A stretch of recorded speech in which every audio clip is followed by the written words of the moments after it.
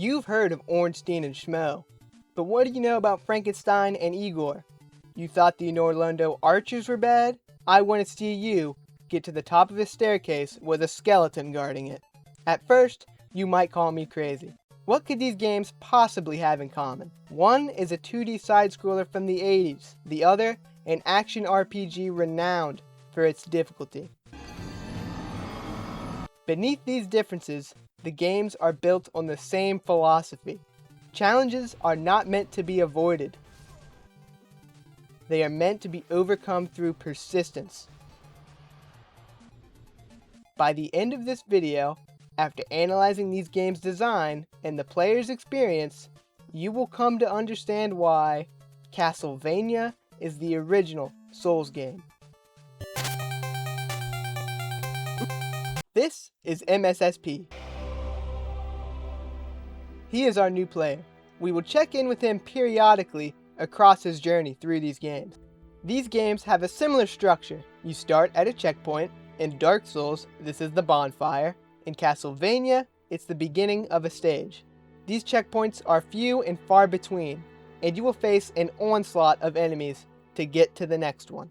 This is overwhelming to new players, and will lead to many deaths. How are you feeling, MSSP? This is bullshit. Fair enough, but don't worry, you have something the enemies do not. A brain. Across repeated attempts, you'll notice that the enemies aren't random. They spawn in the same places and follow predictable behavior. Igor will always jump at you, and this undead will always shoot arrows at you. This is by design. You are meant to fail repeatedly so that you can devise your own strategies for success. Suddenly, Igor jumping at you is no longer a problem. Enemies that killed you 30 times are now a stepping stone towards success. How are you feeling now, MSSP? I'm goated. Don't get overconfident. Just because you know what to do doesn't mean you'll be able to do it.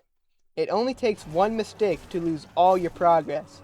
In Castlevania, that might mean replaying an entire section. In Dark Souls, it might mean a long run back to recover your souls.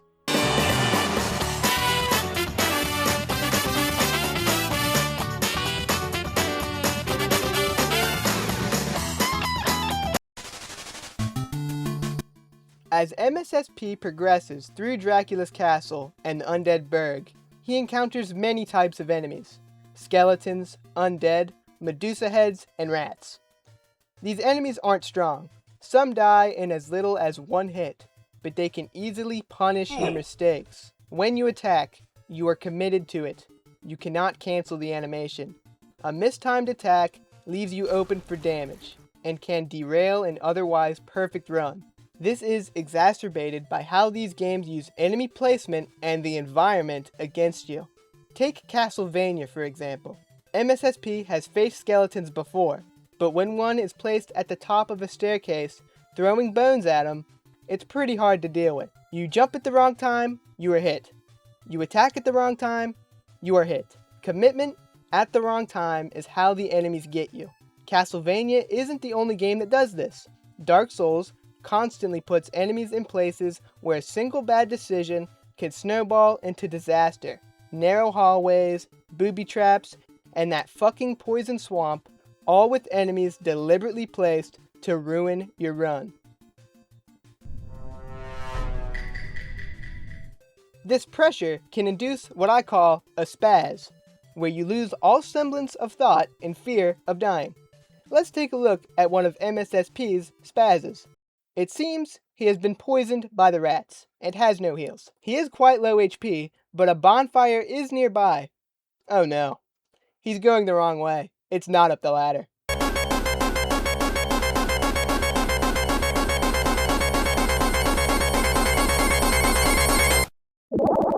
And he's dead. Any comments, MSSP? Yeah, I spazzed. And that's exactly the point. Neither of these games are difficult because the enemies are overpowered. They're difficult because enemies punish mistakes and are placed in a way to induce mistakes. The moment you stop thinking and start panicking, the game has already won. And if basic enemies can do this much damage, Imagine what happens when MSSP meets the bosses. What? Boss, baby. I'm the boss, baby, boss. Unlike basic enemies, bosses are genuinely difficult to deal with. They have more health, more complex attacks, and demand prolonged concentration. Bosses are placed at the end of an area. If MSSP fails, he is sent back to the beginning and must face the same gauntlet of enemies again and again and again. By the time he reaches the boss, he isn't just fighting the monster in front of him, he's carrying the pressure of every enemy he faced beforehand. This is what makes bosses so effective. They take time to learn, but after fighting through an entire area, you don't want to learn, you want to win. That pressure encourages impatience, greed, and panic. The exact mistakes these games are designed to punish. How are you feeling, MSSP? This is bullshit. You can't just brute force this. I mean, you can, but there is a better way. It doesn't require faster reflexes or more skill. It's knowledge. Here in my garage, new Lamborghini here. But you know what I like a lot more than materialistic things? Knowledge. No matter how well you are progressing, you will eventually hit a roadblock. It is annoying, but you learn your strategy is not working. And by being reset, the game pushes you to find the solution. Look at Castlevania. MSSP makes it easily through the enemies up until the bat boss fight. The way the bat moves around makes him exceptionally hard to hit without being hit yourself. MSSP keeps dying, but as he replays the same section, he learns that this candle always drops an axe. Using the axe in the bat fight is the key to success. He would never have found the solution if he wasn't forced to replay this section over and over. This introduces the idea of preparation for tough encounters. You see this in Dark Souls with builds. MSSP is stuck on Ornstein and Schmo, so we decided to farm enemies to level up his stats and upgrade his weapon. Coming back to the fight much more powerful and prepared. Castlevania doesn't have traditional builds like Dark Souls. Instead, it has sub-weapons. These drop from specific candles throughout each stage.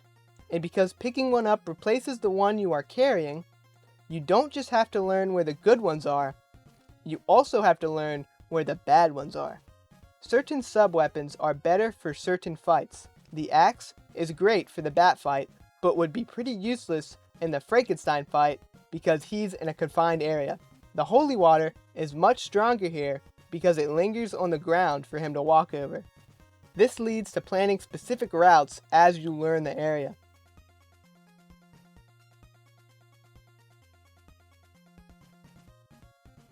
Farming souls and learning routes serve the same purpose: preparation. Both require replaying areas you've already mastered so that the next challenge is easier to overcome.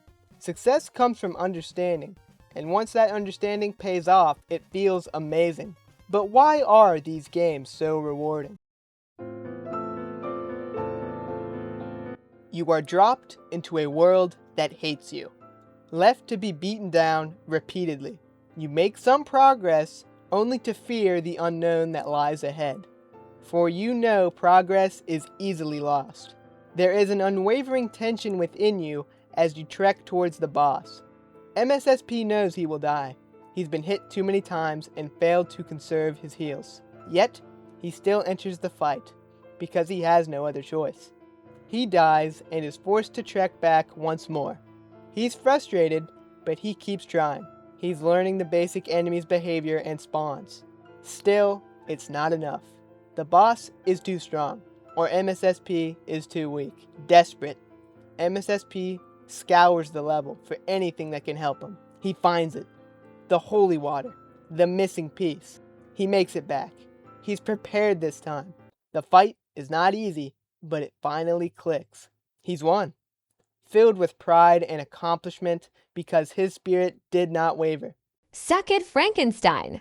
He could have given up. At times, he really wanted to. But he persevered.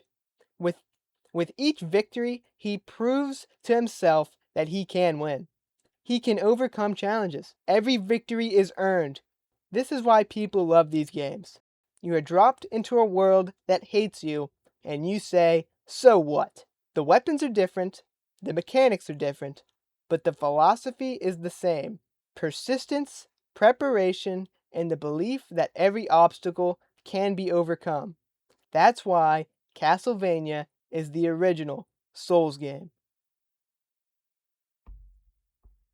Well, if you made it this far, you might as well like and subscribe. You obviously liked it, or you hated it. Leave a comment either way. And, yep, see you in the next one.